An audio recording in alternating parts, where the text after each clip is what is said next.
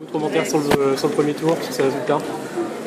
Les résultats, ils sont, j'allais dire, malheureusement conformes à l'idée qu'on pouvait se faire du premier tour, à savoir une abstention très forte, qui s'est encore confirmée, un nombre de blancs et nuls très important, le double de ce qui existait dans les résultats précédents, une poussée nette du Front National.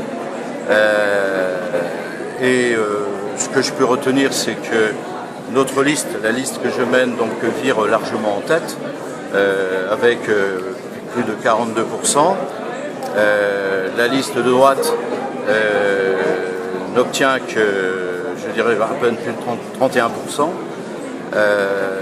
Nous sommes dans un contexte national qui fait que, précisément, les électeurs ont voulu montrer un signal très fort qu'il va falloir que nous prenions en compte pour aborder ce deuxième tour et gagner ces élections à Lorient.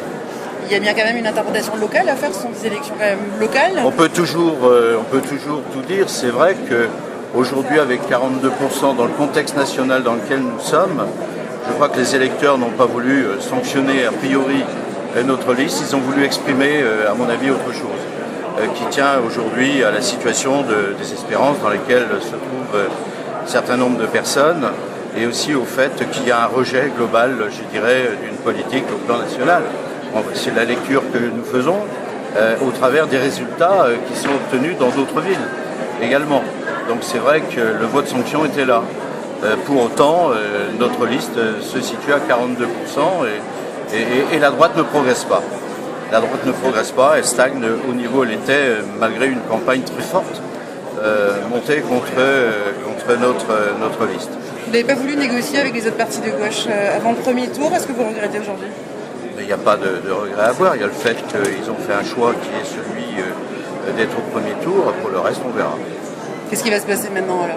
Je ne sais pas, on va discuter d'abord avec mes colistiers, ce qui est normal, et nous prendrons les décisions pour le deuxième tour avec le souci, quoi qu'il arrive, de bien gagner ces élections le week-end prochain. C'est-à-dire que le scénario d'une fusion va être discuté?